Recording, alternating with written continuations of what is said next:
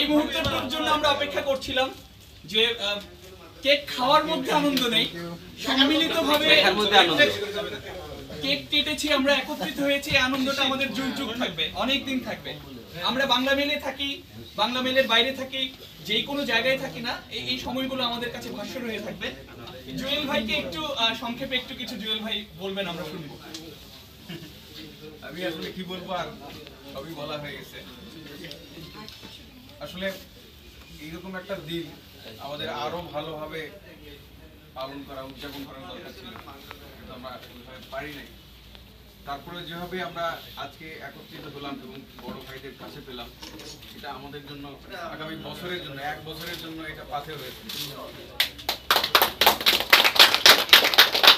আমাদের আজকে এরকম একটা শপথ হওয়া দরকার যে আসলে আমরা এই 1 বছরে যতটুকু গতিতে ছিলাম, আগামী 1 বছর সেই গতি দ্বিগুণ হবে, এরকম শপথ আমরা করবো।